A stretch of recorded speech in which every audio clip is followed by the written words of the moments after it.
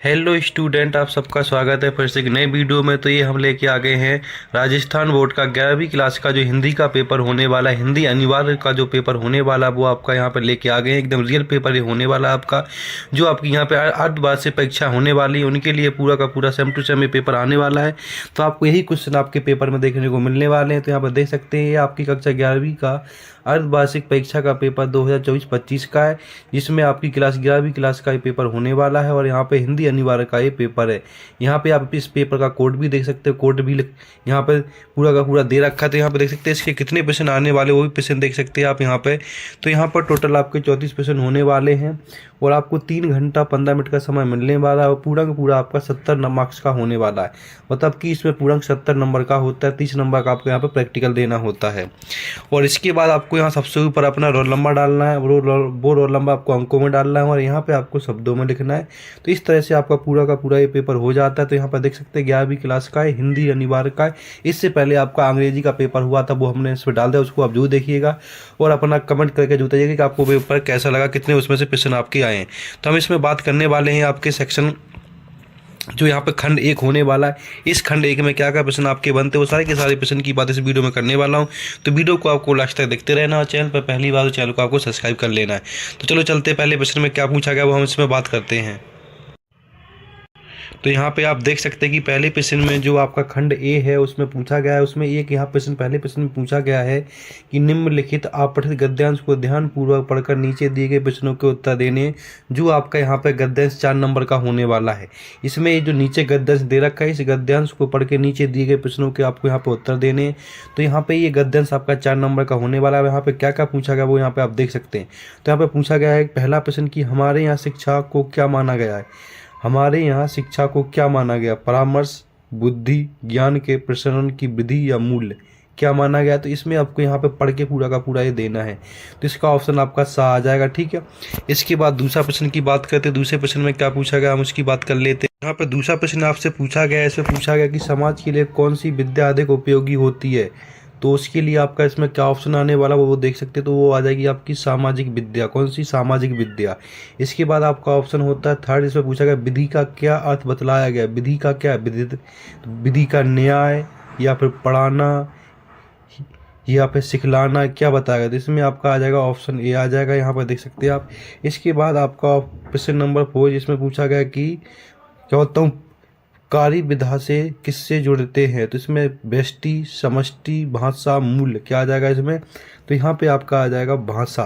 तो इस तरह से आपके यहाँ पे विकल्प वाले प्रश्न पूरे हो जाते हैं। इसमें पूछा गया कि उपयुक्त जो ऊपर वाला आपका उसका शीर्षक क्या लिखना है, वो शीर्षक बताना है आपको यहाँ पे। इसके बाद प्रश्न नंबर 6 में पूछा गया विद्या क्या है या कितने प्रकार की होती है। तो ये सारे के सारे प्रश्न आपको इस वीडियो में मिल जाएंगे।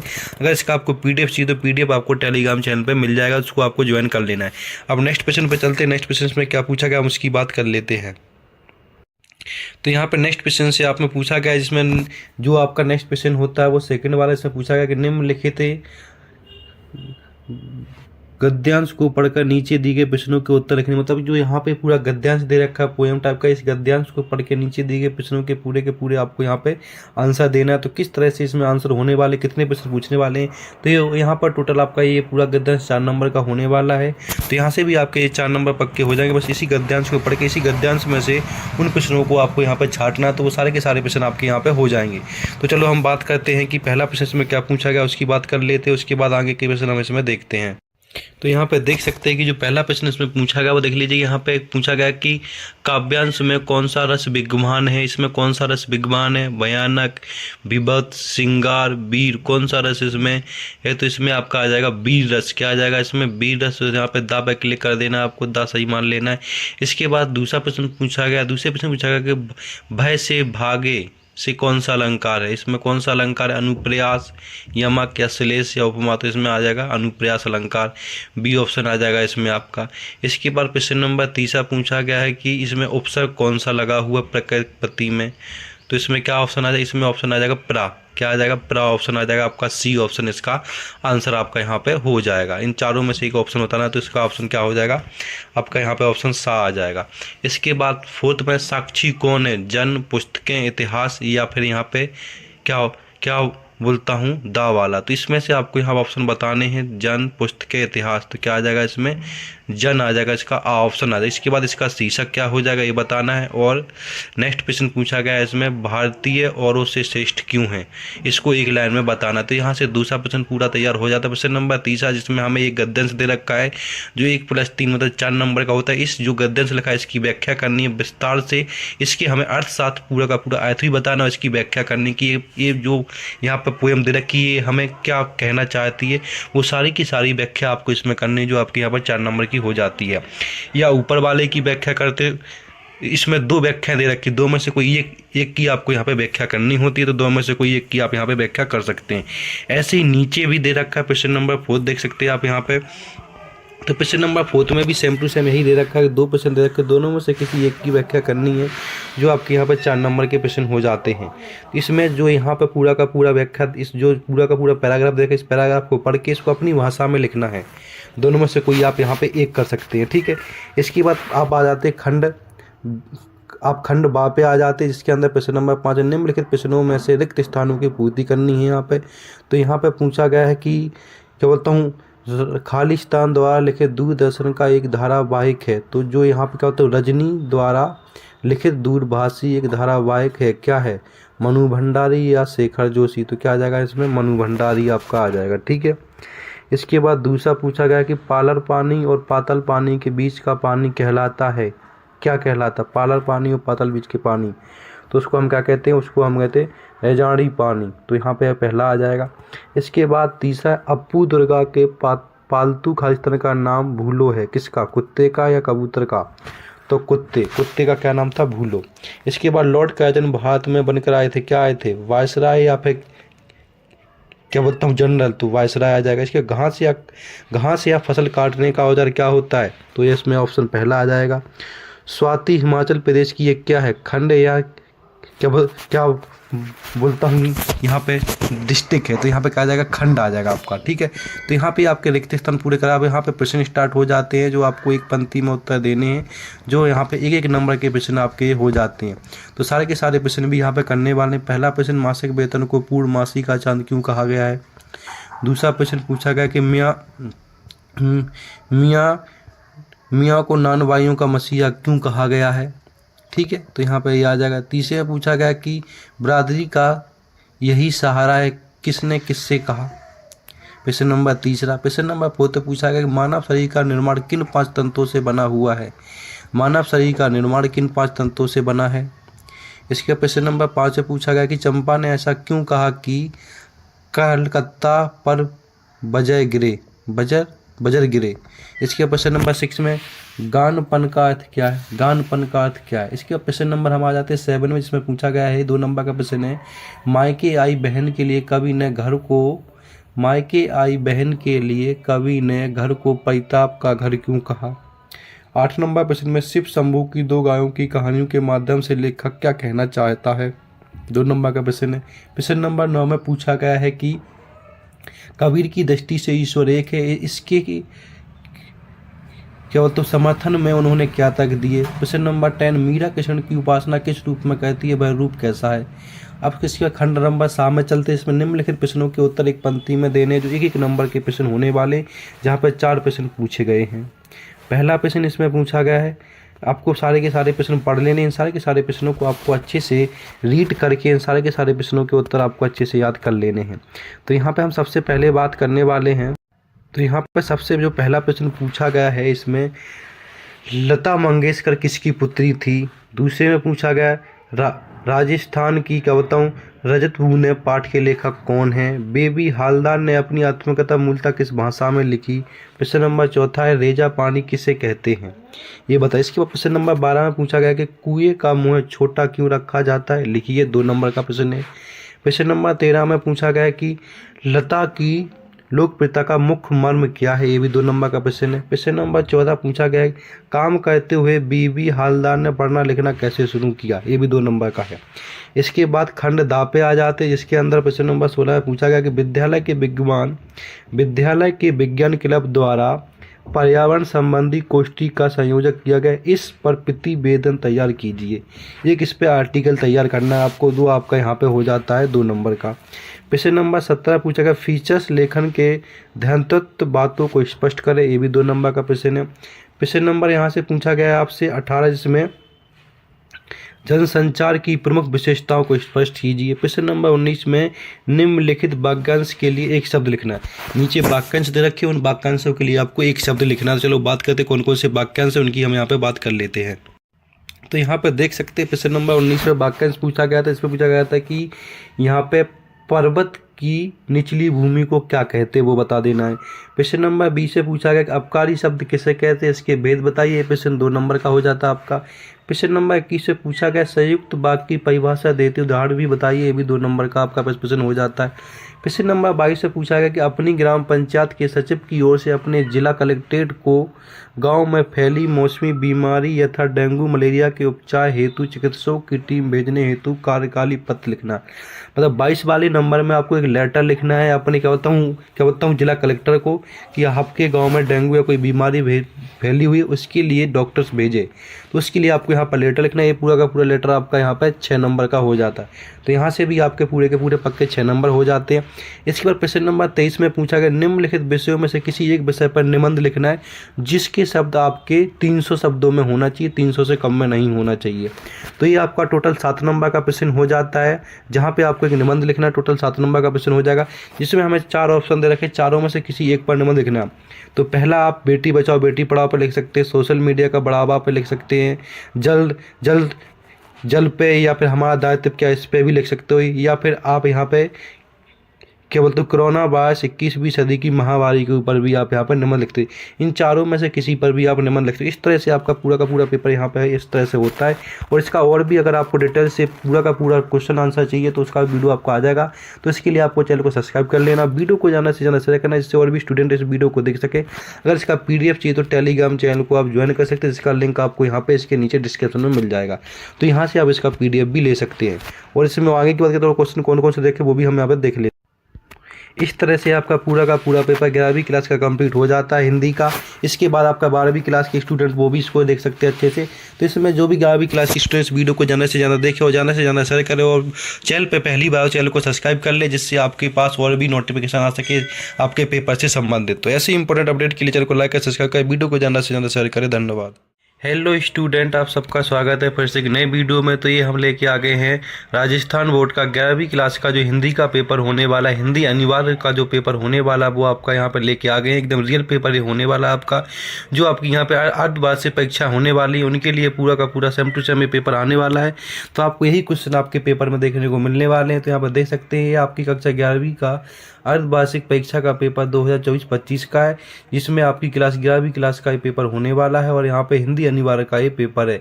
यहाँ पे आप इस पेपर का कोड भी देख सकते हो, कोड भी यहाँ पे पूरा का पूरा दे रखा है। तो यहाँ पे देख सकते हैं इसके कितने प्रश्न आने वाले वो भी प्रश्न देख सकते हैं आप यहाँ पे। तो यहाँ पर टोटल आपके 34 प्रश्न होने वाले हैं और आपको 3 घंटा 15 मिनट का समय मिलने वाला है। और पूरा का पूरा आपका 70 मार्क्स का होने वाला है। मतलब कि इसमें पूरा 70 नंबर का होता है, 30 नंबर का आपको यहाँ पर प्रैक्टिकल देना होता है। और इसके बाद आपको यहाँ सबसे ऊपर अपना रोल नंबर डालना है, वो रोल नंबर आपको अंकों में डालना है और यहाँ पे आपको शब्दों में लिखना है। तो इस तरह से आपका पूरा का पूरा ये पेपर हो जाता है। तो यहाँ पर देख सकते हैं 11वीं क्लास का है, हिंदी अनिवार्य का है। इससे पहले आपका अंग्रेजी का पेपर हुआ था, वो हमने इस पर डाल दिया, उसको आप जरूर देखिएगा और अपना कमेंट करके जरूर बताइएगा कि आपको पेपर कैसा लगा, कितने उसमें से प्रश्न आपके आए हैं। तो हम इसमें बात करने वाले हैं आपके सेक्शन जो यहाँ पे खंड 1 होने वाला है। इस खंड 1 में क्या क्या प्रश्न आपके बनते हैं वो सारे के सारे प्रश्न की बात इस वीडियो में करने वाला हूँ। तो वीडियो को आपको लास्ट तक देखते रहना और चैनल पर पहली बार तो चैनल को आपको सब्सक्राइब कर लेना है। तो चलो चलते पहले प्रश्न में क्या पूछा गया वो हम इसमें बात करते हैं। तो यहाँ पे आप देख सकते हैं कि पहले प्रश्न में जो आपका खंड A है उसमें पूछा गया है, उसमें एक यहाँ प्रश्न पहले प्रश्न में पूछा गया है कि निम्नलिखित आपठित गद्यांश को ध्यानपूर्वक पढ़कर नीचे दिए गए प्रश्नों के उत्तर देने, जो आपका यहाँ पे गद्यांश 4 नंबर का होने वाला है। इसमें ये जो नीचे गद्यांश दे रखा है, इस गद्यांश को पढ़ के नीचे दिए गए प्रश्नों के आपको यहाँ पे उत्तर देने। तो यहाँ पे ये गद्यांश आपका 4 नंबर का होने वाला है। यहाँ पे क्या क्या पूछा गया वो यहाँ पे आप देख सकते हैं। तो यहाँ पे पूछा गया है पहला प्रश्न कि हमारे यहाँ शिक्षा को क्या माना गया है। हमारे यहाँ शिक्षा को क्या माना गया, परामर्श, बुद्धि, ज्ञान के प्रसरण की विधि या मूल्य क्या माना गया। तो इसमें आपको यहाँ पे पढ़ के पूरा का पूरा ये देना है। तो इसका ऑप्शन आपका सा आ जाएगा, ठीक है। इसके बाद दूसरा प्रश्न की बात करते हैं। दूसरे प्रश्न में क्या पूछा गया हम उसकी बात कर लेते हैं। यहाँ पे दूसरा प्रश्न आपसे पूछा गया है, इसमें पूछा गया कि समाज के लिए कौन सी विद्या अधिक उपयोगी होती है। तो उसके लिए आपका इसमें क्या ऑप्शन आने वाला वो देख सकते हैं। तो वो आ जाएगी आपकी सामाजिक विद्या। कौन सी? सामाजिक विद्या। इसके बाद आपका ऑप्शन होता है थर्ड, इसमें पूछा गया विधि का क्या अर्थ बतलाया गया। विधि का क्या? विधि का न्याय या फिर पढ़ाना या फिर सिखलाना, क्या बताया गया। तो इसमें आपका आ जाएगा ऑप्शन ए आ जाएगा, यहाँ पर देख सकते हैं आप। इसके बाद आपका क्वेश्चन नंबर 4 जिसमें पूछा गया कि क्या बोलता हूँ कार्य विधा से किससे जुड़ते हैं। तो इसमें व्यष्टि, समष्टि, भाषा, मूल, क्या आ जाएगा इसमें। तो यहाँ पे आपका आ जाएगा भाषा। तो इस तरह से आपके यहाँ पर विकल्प वाले प्रश्न पूरे हो जाते हैं। इसमें पूछा गया कि उपयुक्त जो ऊपर वाला आपका उसका शीर्षक क्या लिखना है, वो शीर्षक बताना है आपको यहाँ पे। इसके बाद प्रश्न नंबर 6 में पूछा गया विद्या क्या है या कितने प्रकार की होती है। तो ये सारे के सारे प्रश्न आपको इस वीडियो में मिल जाएंगे। अगर इसका आपको पीडीएफ चाहिए तो पीडीएफ आपको टेलीग्राम चैनल पे मिल जाएगा, उसको आपको ज्वाइन कर लेना है। अब नेक्स्ट क्वेश्चन पे चलते हैं। नेक्स्ट क्वेश्चन में क्या पूछा गया हम उसकी बात कर लेते हैं। तो यहाँ पे नेक्स्ट क्वेश्चन से आप में पूछा गया है, जिसमें जो आपका नेक्स्ट क्वेश्चन होता है वो सेकंड वाला। इसमें पूछा गया कि निम्नलिखित गद्यांश को पढ़कर नीचे दिए गए प्रश्नों के उत्तर लिखने। मतलब जो यहाँ पे पूरा गद्यांश दे रखा है पोएम टाइप का, इस गद्यांश को पढ़ के नीचे दिए गए प्रश्नों के पूरे आपको यहाँ पे आंसर देना है। तो किस तरह से इसमें आंसर होने वाले, कितने प्रश्न पूछने वाले हैं। तो ये यहाँ पर टोटल आपका ये पूरा गद्यांश 4 नंबर का होने वाला है। तो यहाँ से भी आपके ये 4 नंबर पक्के हो जाएंगे। बस इसी गद्यांश को पढ़ के इसी गद्यांश में से उन प्रश्नों को आपको यहाँ पर छांटना, तो वो सारे के सारे प्रश्न आपके यहाँ पे हो जाएंगे। तो चलो हम बात करते हैं कि पहला प्रश्न इसमें क्या पूछा गया उसकी बात कर लेते हैं। उसके बाद आगे के प्रश्न हम इसमें देखते हैं। तो यहाँ पे देख सकते हैं कि जो पहला प्रश्न इसमें पूछा गया वो देख लीजिए। यहाँ पे पूछा गया कि काव्यांश में कौन सा रस विद्यमान है। इसमें कौन सा रस विद्यमान है? भयानक, विभत्स, श्रृंगार, वीर, कौन सा रस इसमें है। तो इसमें आपका आ जाएगा वीर रस। क्या आ जाएगा इसमें? वीर रस। यहाँ पे दा पे क्लिक कर देना, आपको दा सही मान लेना है। इसके बाद दूसरा प्रश्न पूछा गया। दूसरे प्रश्न पूछा गया कि भय से भागे से कौन सा अलंकार है। इसमें कौन सा अलंकार है? अनुप्रयास, यमक या श्लेष या उपमा। तो इसमें आ जाएगा अनुप्रयास अलंकार, बी ऑप्शन आ जाएगा इसमें आपका। इसके बाद प्रश्न नंबर 3 पूछा गया है कि इसमें उपसर्ग कौन सा लगा हुआ प्रकृति में।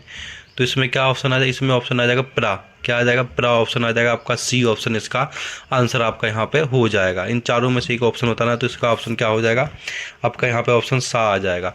इसके बाद फोर्थ में साक्षी कौन है? जन्म, पुस्तकें, इतिहास या फिर यहाँ पे क्या क्या बोलता हूँ दा वाला। तो इसमें से आपको यहाँ ऑप्शन बताने हैं, जन, पुस्तकें, इतिहास। तो क्या आ जाएगा इसमें? जन आ जाएगा, इसका आ ऑप्शन आ जाएगा। इसके बाद इसका शीर्षक क्या हो जाएगा ये बताना है। और नेक्स्ट प्रश्न पूछा गया है इसमें भारतीय औरों से श्रेष्ठ क्यों है, इसको एक लाइन में बताना। तो यहाँ से दूसरा प्रश्न पूरा तैयार हो जाता है। प्रश्न नंबर 3 जिसमें हमें एक गद्यांश दे रखा है जो 1+3 मतलब 4 नंबर का होता है। इस जो गद्यांश लिखा है इसकी व्याख्या करनी है विस्तार से। इसके हमें अर्थ साथ पूरा का पूरा अर्थ भी बताना है, इसकी व्याख्या करनी की ये जो यहाँ पर पोएम दे रखी है हमें क्या कहना चाहती है, वो सारी की सारी व्याख्या आपको इसमें करनी है, जो आपके यहाँ पर 4 नंबर की हो जाती है।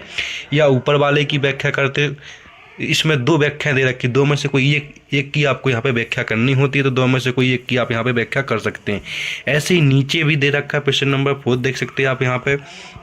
तो प्रश्न नंबर 4 में भी सेम टू सेम यही दे रखा है, 2 प्रश्न दे रखे, दोनों में से किसी एक की व्याख्या करनी है, जो आपके यहाँ पर 4 नंबर के प्रश्न हो जाते हैं। इसमें जो यहाँ पर पूरा का पूरा व्याख्या, इस जो पूरा का पूरा पैराग्राफ देखा, इस पैराग्राफ को पढ़ के इसको अपनी भाषा में लिखना है। दोनों में से कोई आप यहाँ पे एक कर सकते हैं, ठीक है।